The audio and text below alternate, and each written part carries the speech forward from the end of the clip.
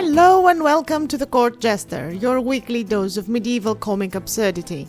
I am Cleopatra, medievalist and storyteller, and before I dive with you to today's fabliau, I'm going to do the sensible thing and warn you so that you can't turn around afterwards and tell me, what was that? That was a story that's several hundred years old, and it's supposed to be funny, at least it was supposed to be funny at the time, but it also means that it's misogynistic, ableist, gender binary, violent, disturbing. Everything that could be wrong with it is wrong with it. And this is the case for most of these stories, as you probably know by now. And especially today, we're talking about a story that has a very flexible understanding and interpretation of the concept of consent. So, if this is not for you today, you have been warned, skip it, come back some other time, do whatever you want with that information. If you can consume this content in context, let's get started with the story of the girl who wanted to fly. Our story starts, with a girl. A girl that was, as usual in these cases, so pretty that people were writing music and poems and songs about her, and everyone of eligible, marriageable age was petitioning her hand. So it went everywhere from peasants to nobles, from priests to merchants to beggars to knights to anyone with an interest, really. So all this popularity got into her head. And one good day, she announced to everyone that the thing she most wanted to do, the thing she most dreamed about, was flying. She wanted to fly. Naturally, every single man of marriageable age in the area started trying to find the best possible way to make a woman fly. And they came to her. They came to her with plans, with weird machines, with wings made of wood and feathers, with other wings made of wood and leather. They tried to put those wings on her arms and on her back and teach her how to fly and make her roam in the sky like birds do. But alas, no one succeeded. And of course, none of them got disappointed. They only just doubled down their efforts to find the best possible way to make a woman fly. Until a student came to her, and he said, "My lady, I think I know the problem here. We're trying to give you wings when what we should be trying to do in order to turn you to a bird is to give you a beak and a tail. That's the two things that birds have that help them fly, and we've been wasting all this time with wings. I think we're going about this wrong." "You may have a point," she said, "but do you know how to make a beak and a tail for me?" "I do," said the young man, "but you will have to be in a room alone with me, and we'll have to put some time into it." "Fine then," she said, "lead the way." And so he did. He took her by the hand and led her in his room and closed the door behind them and bolted it. And then she turned to see that there was only one bed in the room. It was a pretty poor one. You see, he was a student. And he invited her to sit on the bed, and he sat next to her, and he took her face into his hands and started kissing her. "What are you doing?" "Well, I am giving you a beak, my lady. This is how beaks are made. I'm just going to press here and press there, and just by all this adjustment that I'm doing, I'm molding your face into a beak." "Oh, that's fine then."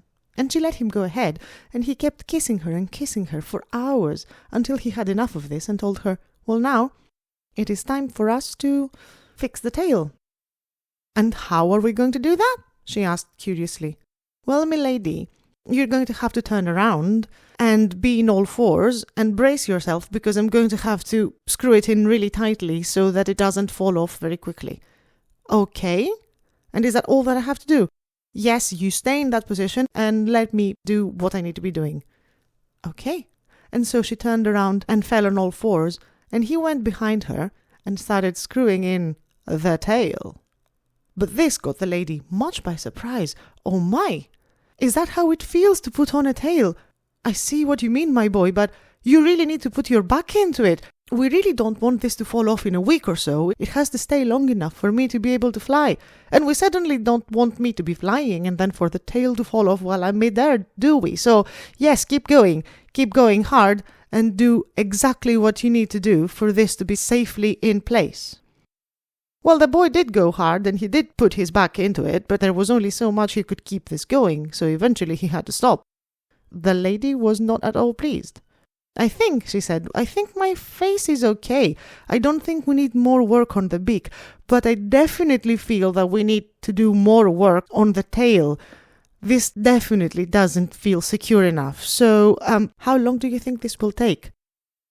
Up to a year, I think, said the student, and it will have to be fairly consistent. That's fine then. I'm going to see you every day for the next year, or for as long as it takes for the tail to be in place. Okay, said the young man. And the day after, he went to see her again, and the day after, he did it again, and this kept happening for the best part of the following year. But much to the lady's surprise, instead of seeing a tail growing on her backside, she saw her belly growing on the front side, and she started having really weird suspicions, and she went to confront him. You lied to me, she said. You said that I was going to grow a tail, and look at me, I'm growing a belly, I'm growing a baby. First of all, how exactly am I going to fly with all this weight in front of me? And secondly, what else am I going to do with my life? Oh, I wouldn't worry too much about that, said the young man. You have a baby on the way, yes, but there's going to be a host of people still willing to marry you, if not more willing now that they know that you can procreate. And on the other side of this, you did need a lesson in humility, didn't you? Wanting to fly? Who do you think you are? People are not meant to fly. Well, now you learn something, and you'll be more humble. The lady got her lesson, and I am going to leave you with the moral of the story, this time in rhyme. The more you seek to rise, the harder you will fall, and so I think of her, whose guile and hubris were on such a scale, she ended up stuck with a tail.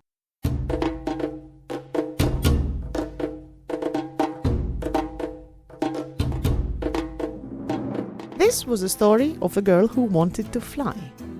If you liked what you heard, make sure to subscribe to The Court Jester wherever it is that you get your podcasts, and tell everyone you know how much fun you've been having with medieval stories lately. If you go to the show notes, you will find several links. Some of them are The Court Jester's social media, and some of them are my personal social media. Feel free to come to those, follow the podcast, have a chat about all things medieval, all things humorous, and all things fabliau. If you feel so inclined, you can also find a link to the podcast's Patreon, where you can decide to support The Court Jester, and you will get bonus episodes, additional materials, and other good things. If you choose to do so, you will give me the ability to bring you more stories from the Middle Ages and a sense of achievement that is generally lacking in my life. Thank you for listening. Until next time.